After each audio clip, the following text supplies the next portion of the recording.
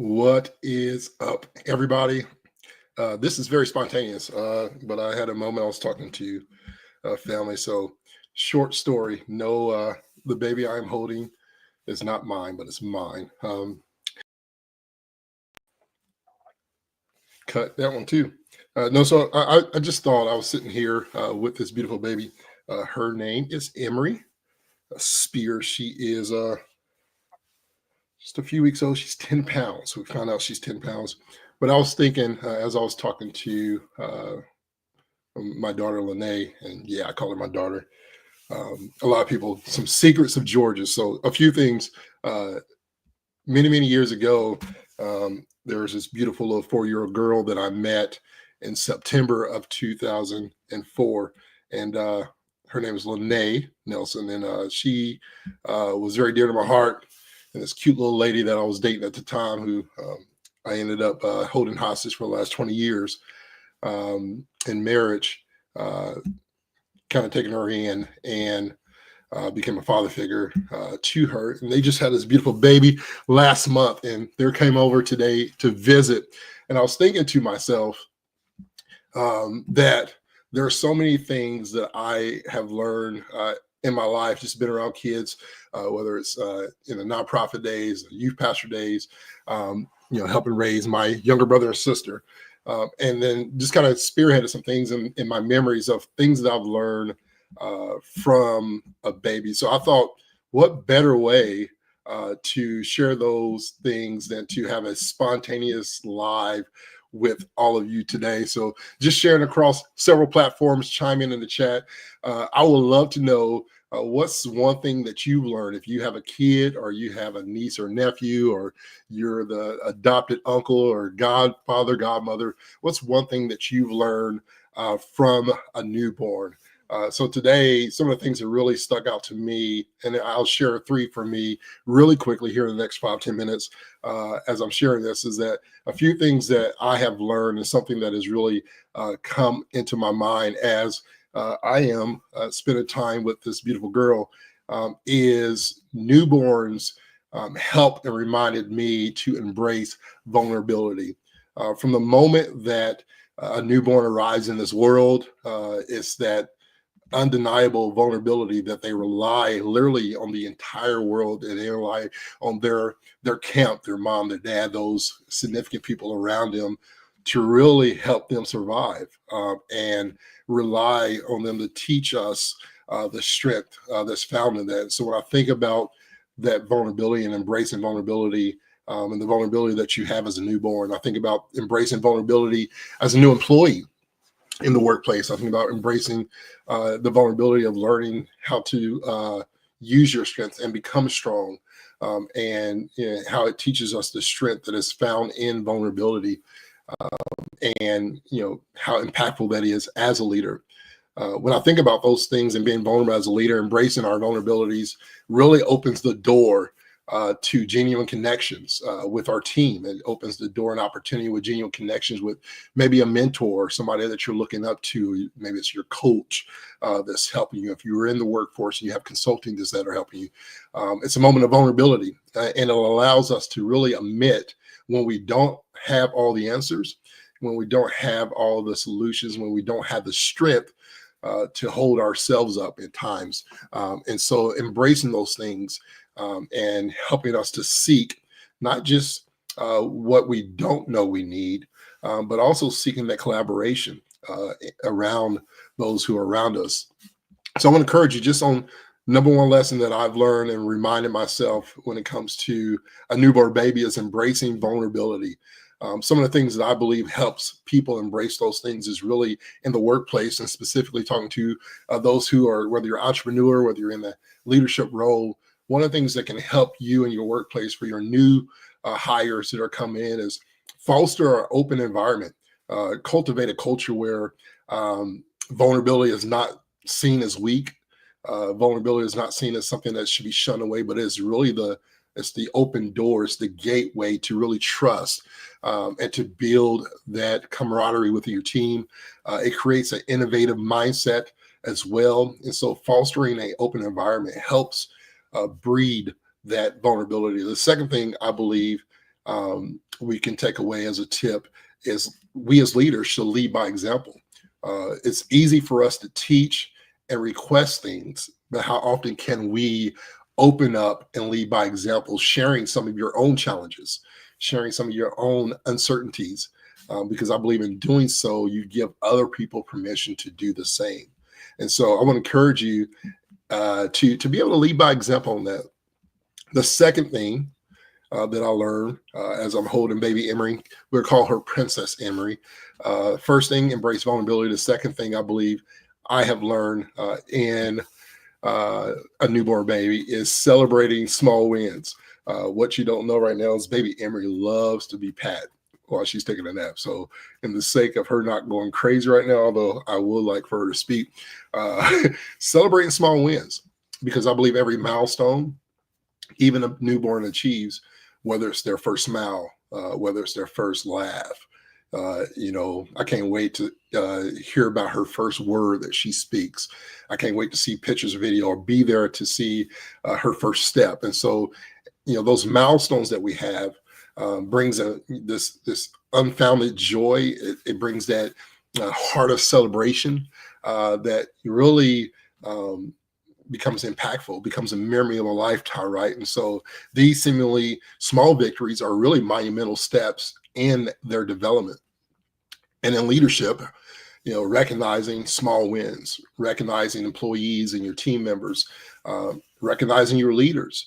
These small wins boost the morale that really creates a foster of culture of continuous improvement. It reminds us and our teams that we are moving forward. There's progress, and no matter how incremental and no matter how small it seems like it doesn't really matter. You may have some team members on your team that they don't care about this. It's not going to be noticed. Recognizing those things is important and valuable. And so I want to challenge you to make sure that even the incremental, the small things, make sure people understand that these things are valuable. When I think about some of the tips from celebrating these small wins, I remember a few weeks ago, I got to last week feed her and doing all the belching and process and being reminded of those things. It reminds me that regularly acknowledging and celebrating your team's efforts and achievements, and no matter how minor they seem, is important. So always acknowledging efforts. For anybody who does not know me, your boy George is not a type of person that does well with vomit. I don't do well with explosions from down under.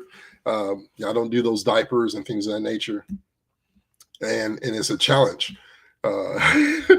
sometimes, but I'm always willing to do that and make things happen. But I think about just some of those small wins. I'll support you. If you're sick, I'll be there for you from behind. But if I'm there beside you in those moments, I might join you. But keep in mind and be mindful will be the second thing that I would say.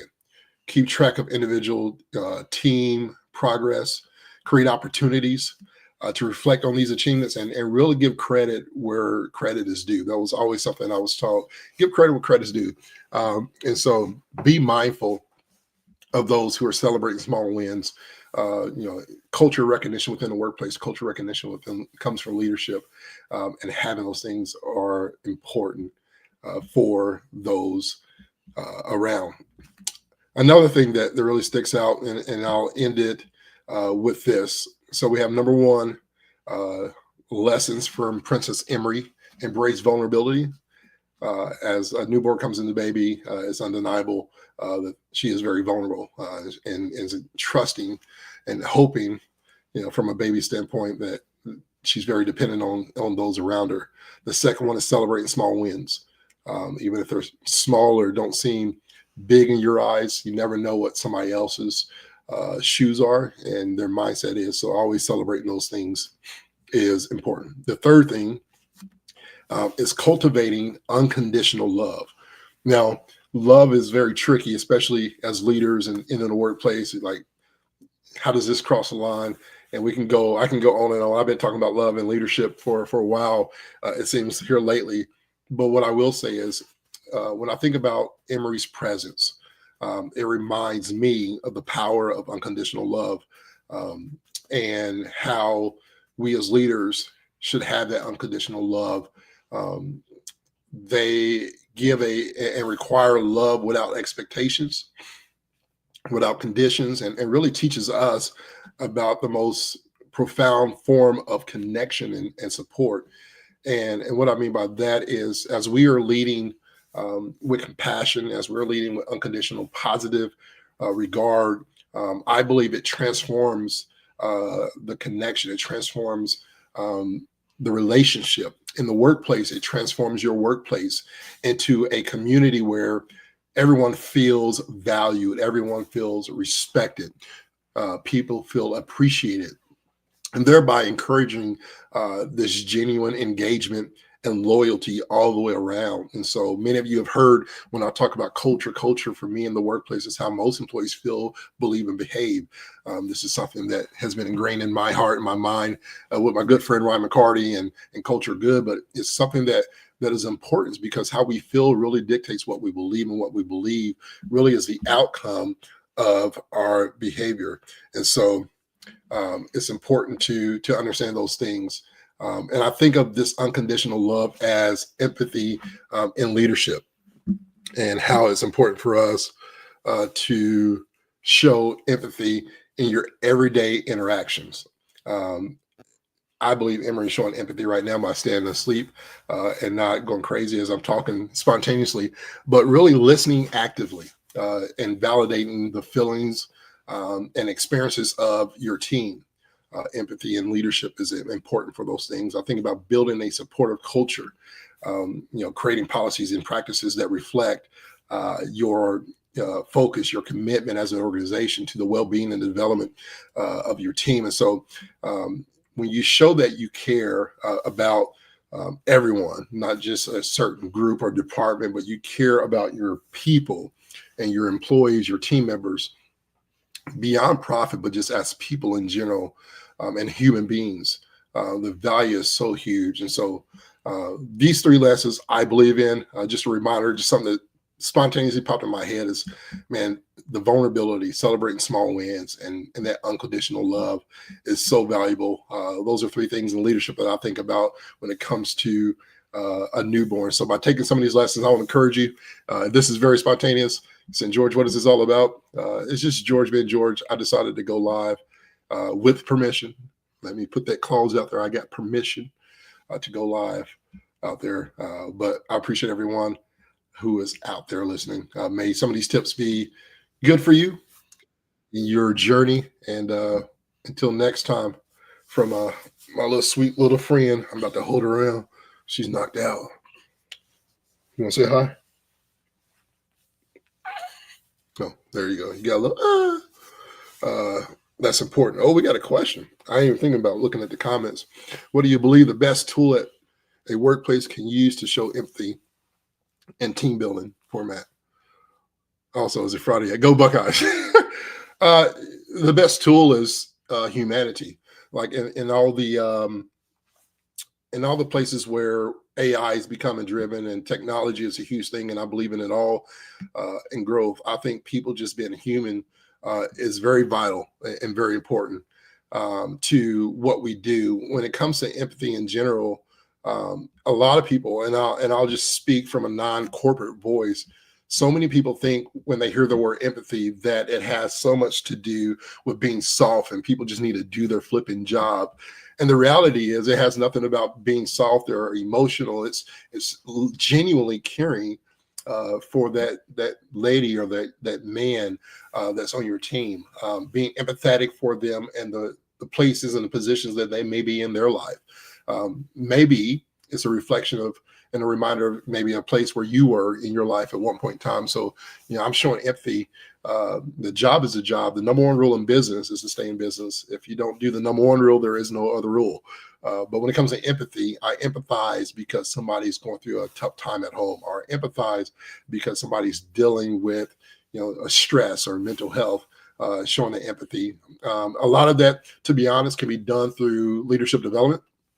And so Emory has a leadership development program we do together now. Just joking.